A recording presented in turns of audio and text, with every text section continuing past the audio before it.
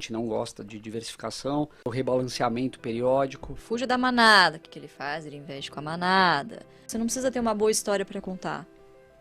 A ideia aqui não é você ter razão, a ideia é você ter lucro. Fala, né? Diversificação é para quem não sabe o que está fazendo, né? Assim, mas a primeira talvez seja o fato de você não ter que ter um mandato, né? Então, você não tem um limite de ações na tua carteira, apesar de que a gente não gosta de diversificação. Você não tem um limite percentual por ação na tua carteira. Então, uma ação que extrapola um limite, você não é forçado a vender. Ou seja, você não tem que fazer o rebalanceamento periódico.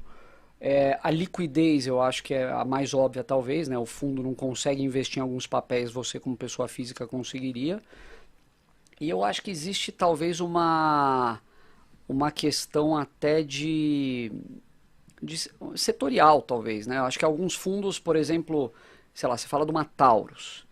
É uma empresa que, inclusive, podemos falar mais tarde um pouco, que é uma empresa na nossa carteira. Vamos falar. Mas é uma empresa que tem muito fundo que nem olha, assim, porque tá no mandato dele ali, que é aquele setor especificamente, não pode entrar.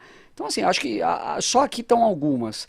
E o fato de você não ter cota diária, eu acho que, apesar de que tem muita gente que fica refém do patrimônio, fica olhando todo santo dia ali para ver quanto que tá, mas eu acho que isso faz com que, com a mentalidade certa, você consiga tomar decisões que muitas vezes um gestor do fundo não tomaria, simplesmente porque ele precisa, sei lá, dar um resultado mensal ou coisa parecida. Enfim, algumas que vêm à minha cabeça.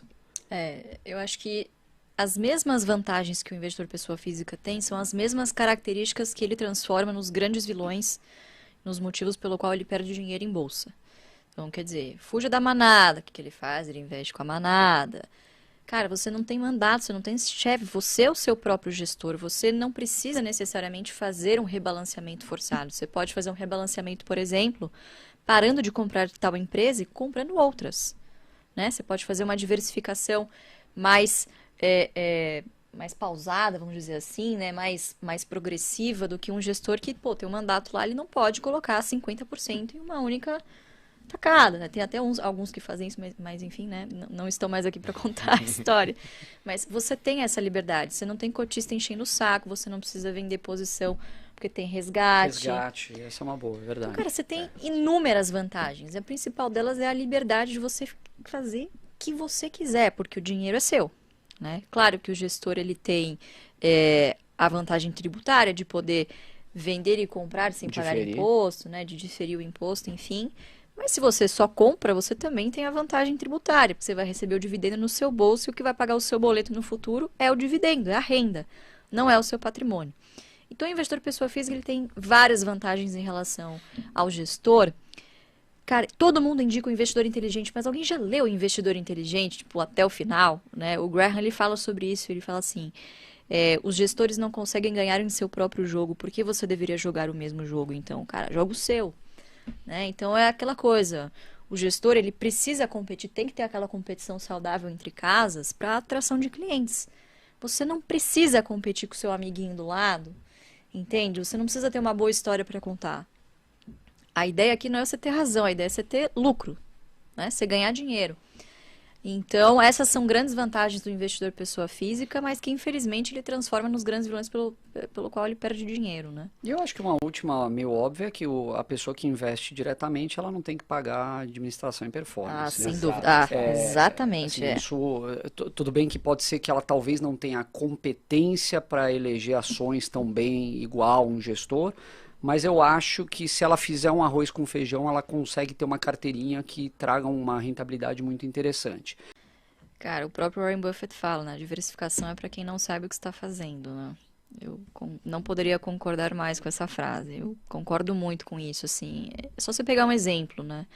Pega ali a lista dos principais bilionários da Forbes pelo mundo. Não tem um investidor de renda fixa. Ficou bilionário investindo em renda fixa. Ficou bilionário investindo em fundos. Pode ter criado um fundo, isso é verdade. Ficou bilionário investindo em crédito privado. Não, são donos de empresas, via de regra. Né? Então, é basicamente o que a gente faz. A gente se considera um empreendedor de bolsa. Então, de novo, né?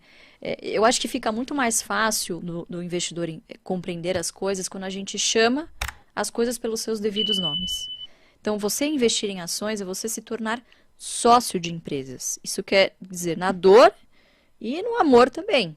Então, no momento que você precisa capitalizar para um projeto, tanto no momento que você vai colher os frutos disso para receber um excelente dividendo ao longo do tempo. Então, é basicamente isso que a gente faz. E a gente colhe os frutos disso, né? Então, eu concordo muito com o Buffett nessa conclusão dele aí. Eu acho que se você pega, inclusive, esses grandes empresários, todos eles usam a renda fixa como uma forma de manutenção do patrimônio. Mas não foi a grande porrada, não foi isso que fez eles chegarem até essa lista.